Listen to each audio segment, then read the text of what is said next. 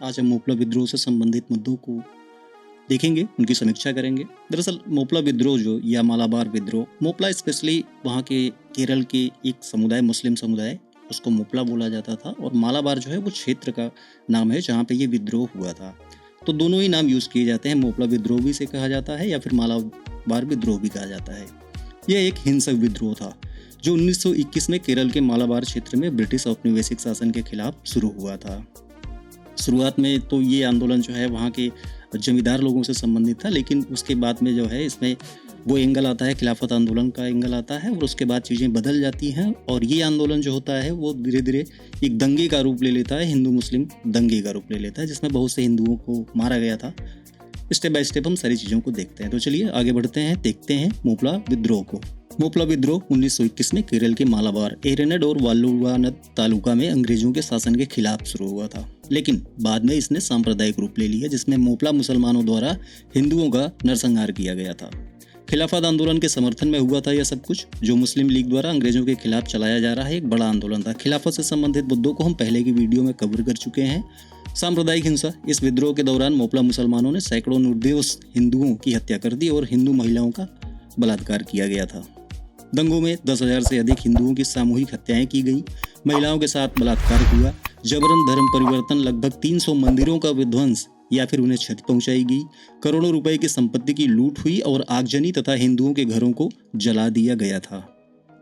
पृष्ठभूमि अगर हम इसकी देखते हैं तो हम पूर्व में चलते हैं, ठीक है। मनचाहे इतिहास तक नहीं जाएंगे, हम वहां तक जाएंगे जहां से इसकी जड़ शुरू होती है, ठीक है। मालाबार में भूमि स्वामित्व व्यवस्था को हम देखते हैं तो मालाबार में एक पदानुक्रमित कृषि व्यवस्था थी, जहां जैनमी, मुख्यतः नंबूदरी ब्राह्मण और नायर सरदार थे, ये इन्हें जैनमी कहा जाता था। ये बड़े पैमाने पर जमीन के मालिक थे जो उन्हें वंशानुगत रूप से दी गई थी। चूंकि वे स्वयं खेती करने में असमर्थ थे, इसलिए वे उपज के एक हिस्से के बदले में काश्तकारों को जमीन पट्टे पर देते थे। समय आता है हैदर अली का। हैदर अली का आक्रमण होता है 1700 ईस्वी के आसपास के अंत में, जब मैसूर के हैदर अली ने मालाबार पर विजय प्राप्त की तो उत्पीड़न और जबरन धर्मांतरण के डर से हिंदू जमींदार मालाबार छोड़कर भाग जाते हैं। परिणाम स्वरूप मोपला काश्तकारों ने खेतों पर और अधिक नियंत्रण प्राप्त कर लिया, या फिर यूं कहिए कि उन खेतों पर उनका कब्जा हो गया। फिर उसके बाद समय बदलता है, अंग्रेजों द्वारा टीपू की पराजय होती है। हैदर अली के पुत्र थे टीपू सुल्तान, तो टीपू की पराजय होती है चौथे आंग्ल मैसूर युद्ध 1799 में। टीपू की पराजय के बाद मालाबार पर अंग्रेजों ने कब्जा कर लिया, ठीक है। पहले वहाँ पे जो हिंदू जमींदार थे उनको वहाँ से बेदखल किया गया हैदर अली द्वारा, और हैदर अली के पुत्र को बेदखल किया अंग्रेजों द्वारा किया गया और उसे मद्रास प्रेसिडेंसी में शामिल कर लिया अंग्रेजों द्वारा। अंग्रेजों की सहायता से जैनमी ने, ये पूर्व के वही जमींदार, फिर से वापसी करते हैं और अपने खेतों पर पुनः कब्जा प्राप्त करते हैं।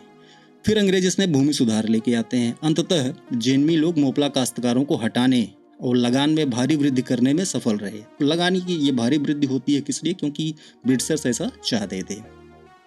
जब अंग्रेजों ने जैनमी लोगों की जमीन को निजी संपत्ति मानने वाला एक नया कानून लागू कर दिया, ठीक है, इसके परिणाम स्वरूप क्या होता है कि 1836 और 1896 के बीच कई विवाद और दंगे हुए थे। मामला ये सिर्फ 1921 का नहीं है, ये मामला बहुत पुराना है, लगभग मोपला विद्रोह से लगभग 100 साल पुराना मामला है, या फिर इसको आप देखिए तो 200-250 साल पुराना मामला है। वहाँ से इसकी जड़ें हैं, वहाँ से ये मामला चला आता रहता है।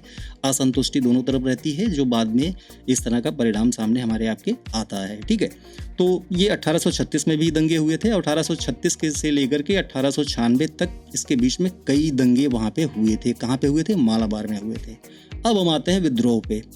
19वीं और 20वीं शताब्दी के आरंभ में मप्पिला मुसलमानों और हिंदू जमींदारों, जिन्हें ब्रिटिश औपनिवेशिक सरकार का समर्थन प्राप्त था, के बीच कई संघर्ष हुए। औपनिवेशिक सरकार द्वारा खिलाफत आंदोलन के कठोर दमन का मालाबार के एरानाड और वल्लूनाड तालुकों में प्रतिरोध हुआ, ठीक है।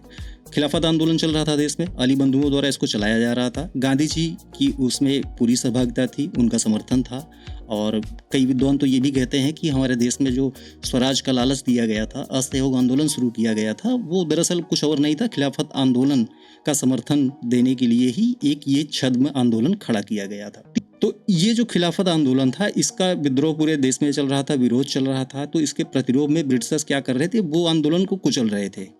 तो ये वहाँ पे भी, केरल में भी ये चीज़ें होती हैं, वहाँ पे भी जो आंदोलन होते हैं उसका कुचला जाता है, जिसके खिलाफ वहाँ पे काफ़ी तीव्र प्रतिरोध होता है। खिलाफत आंदोलन से प्रेरित मुस्लिम धर्मगुरुओं के उग्र भाषणों और ब्रिटिश विरोधी भावनाओं से प्रेरित होकर मप्पिलास ने एक हिंसक विद्रोह शुरू किया। कई हिंसक घटनाओं की सूचना दी गई तथा ब्रिटिश एवं हिंदू जमींदारों दोनों के खिलाफ उत्पीड़न की शिकायत थी। पीड़ित दोनों थे, हिंदू जमींदार जो थे वो भी थे और ब्रिटिशर्स जो थे वो भी इसमें पीड़ित थे। मोपला विद्रोह 20 अगस्त 1921 को शुरू होता है। कब होता है? 20 अगस्त 1921 को तिरुरंगड़ी कस्बे में शुरू हुआ, जब मोपलाओं और ब्रिटिश पुलिस के बीच हिंसक झड़प होती है। इसके परिणाम स्वरूप मालाबार के एरानाड, मालाबार केरल की बात हो रही है, केरल में ही ये सारा मामला हो रहा है। इसके परिणाम स्वरूप क्या होता है कि मालाबार के एरानाड और वल्लूनाड क्षेत्रों में व्यापक विद्रोह फैल गया। विद्रोहियों ने सरकारी कार्यालयों पर हमले किए, संपत्ति लूट ली। केरल के हिंदुओं ने ब्रिटेन की महारानी को पत्र लिखकर, यहाँ प्राणरक्ष ये मिसप्रिंट हो गया है, प्राण रक्षा होना चाहिए, ठीक है। केरल के हिंदुओं ने ब्रिटेन की महारानी को पत्र लिखकर प्राण रक्षा की गुहार लगाई कि भैया हमारी जान बचाइए। कई हिंदू जमींदारों और उनके समर्थकों पर हमले करते हुए मोपला हिंदुओं को निशाना बनाने लगे, जिससे सांप्रदायिक तनाव बढ़ जाता है। विद्रोहियों ने कई क्षेत्रों में स्थानीय प्रशासन को उखाड़ फेंका और कुछ समय के लिए खिलाफत राज स्थापित किया। वहाँ के कई क्षेत्रों में जो शासन, स्थानीय प्रशासन था, उसको उखाड़ फेंका गया और वहाँ पे खिलाफत राज स्थापित किया गया, क्योंकि ये सारी चीज़ें हो ही इसीलिए रही थी खिलाफत आंदोलन के समर्थन में। अगर हम इसके नेतृत्व देखते हैं किसने किया था, तो प्रमुख नेताओं में अली मुस्लियार, वरियम कुन्नत, कुंज अहमद हाजी और साथी कोया थंगल आदि शामिल थे। ये नेता मोपला समुदाय को संगठित करने और ब्रिटिश शासन के खिलाफ लड़ने में महत्वपूर्ण थे। मप्पिलाओं ने पुलिस थानों, औपनिवेशिक सरकारी कार्यालयों, अदालतों और सरकारी खजानों पर हमला करके उन पर कब्जा कर लिया। ब्रिटिश प्रशासन ने क्रूरता से इसका जवाब दिया और विद्रोह को कुचलने के लिए मालाबार विशेष बल तैनात किया। 1922 की शुरुआत तक विद्रोह को काफ़ी हद तक दबा दिया गया था। ब्रिटिश औपनिवेशिक सरकार ने विद्रोह को दबाने के लिए सेना भेजी और मार्शल लॉ वहाँ पे लगा दिया। अनुमानतः 10,000 लोग मारे जाते हैं, अनुमान के मुताबिक 10,000 लोग वहाँ पे मारे जाते हैं।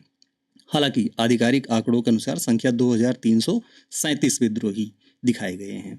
1652 घायल हुए थे और 45,404 लोगों को कैद किया गया था। पतन अगर देखते हैं इस आंदोलन की, तो वर्ष 1921 के अंत तक अंग्रेजों ने विद्रोह को कुचल दिया था, जिन्होंने दंगा रोकने के लिए एक विशेष बटालियन मालाबार स्पेशल फोर्स का गठन किया था। तो ये मालाबार स्पेशल फोर्स जो थी, इसका गठन करते हैं ब्रिटिशर्स और इसके माध्यम से इस विद्रोह को कुचल दिया जाता है। इसमें एक वैगन त्रासदी का भी मामला है। जब विद्रोह अपने अंतिम चरण में था, 10 नवंबर 1921 की बात है ये, लगभग 100 मुस्लिम बंदियों को रेल द्वारा तिरूर से बेल्लारी के केंद्रीय कारागार ले जाया गया। इन 100 कैदियों में से 70 की बंद रेलगाड़ी के अंदर दम घुटने से मृत्यु हो गई थी। ये मामला उस समय सुर्खियों में था। गांधीवादी प्रभाव अगर हम इसमें देखते हैं तो गांधी जी, पहले ये समझिए कि गांधी जी इस बारे में कहते क्या थे। गांधी जी का ये विचार था कि मोपला ईश्वर से डरने वाले बहादुर लोग हैं और उस बात के लिए लड़ रहे हैं जिसे वो धर्म समझते हैं, और उस तरीके से लड़ रहे हैं जिसे वो धर्म समझते हैं। चूंकि वो धर्म समझ के अपने आंदोलन को गति दे रहे हैं, तो इसमें हम क्या कर सकते हैं, ये महात्मा गांधी जी ने कहा था। क्योंकि जब उनसे कहा गया कि वहाँ पे इस तरह चीज़ें हो रही हैं, हिंदुओं को मारा जा रहा है, तो आप इसमें एक्शन लीजिए, आप कुछ बोलिए, कुछ लोगों को मना कीजिए, तो गांधी जी का ये स्टैंड था। महात्मा गांधी के असहयोग आंदोलन ने भी विद्रोह को प्रेरित किया, क्योंकि यह ब्रिटिश शासन के खिलाफ व्यापक असंतोष का समय था। असहयोग और खिलाफत आंदोलन विद्रोह का ट्रिगर का कारण 1920 में कांग्रेस द्वारा खिलाफत आंदोलन के साथ शुरू किए गए असहयोग आंदोलन था। इन आंदोलनों से प्रेरित ब्रिटिश विरोधी भावना ने मुस्लिम मप्पिलास को प्रभावित किया था।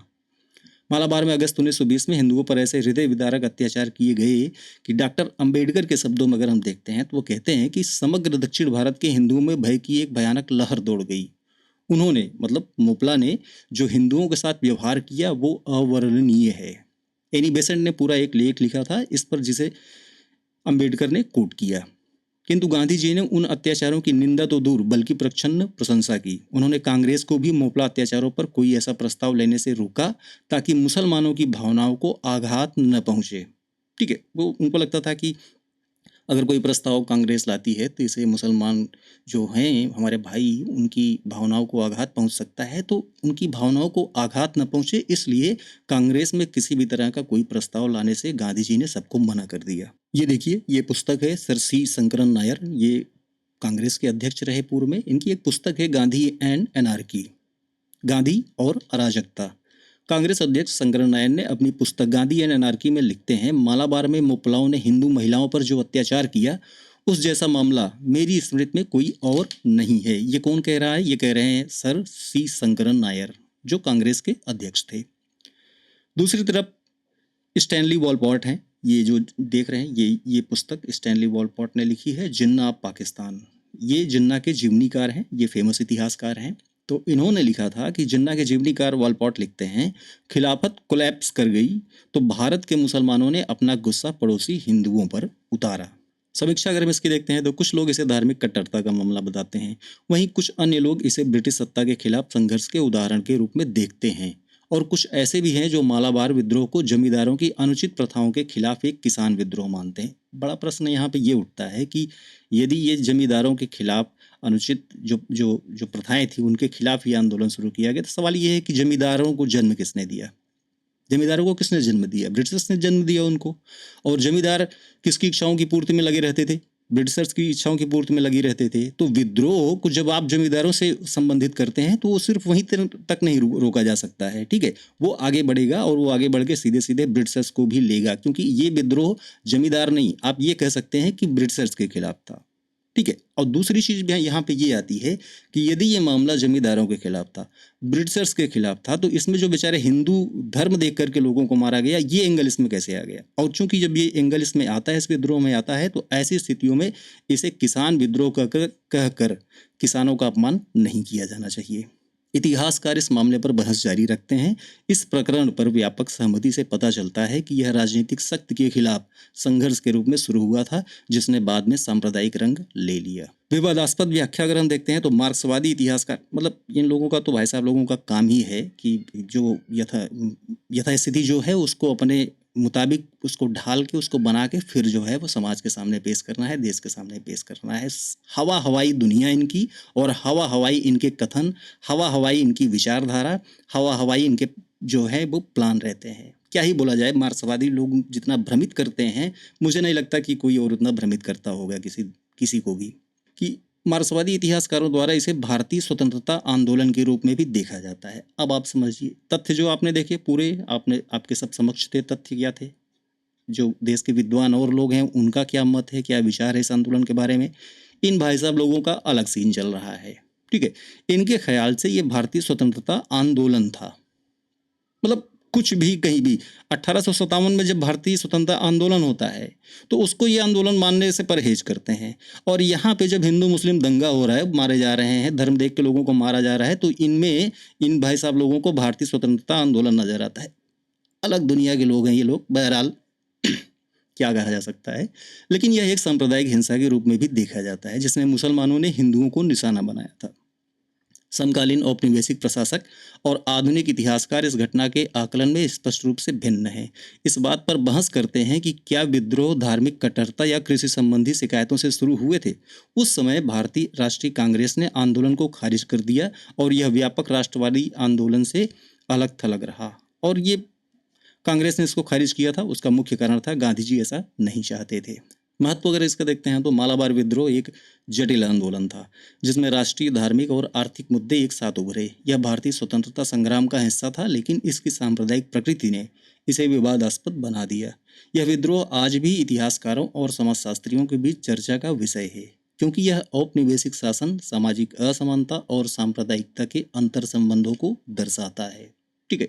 तो ये जो आज का मुद्दा आपने देखा, ये मुद्दा था मुपला का, और मालाबार से संबंधित, और मुपलाओं ने किस तरह से वहाँ पे रिएक्ट किया जब खिलाफत आंदोलन कोलैप्स कर जाता है, तो उसके बाद स्थितियाँ कैसे बदलती हैं, बाद में उसको ब्रिटिशर्स किस तरह से नियंत्रण उस पर स्थापित करते हैं। तो ये सारी चीज़ें आप देखते हैं इस आंदोलन के बारे में, या फिर आप इस कह सकते हैं इस दंगे के बारे में।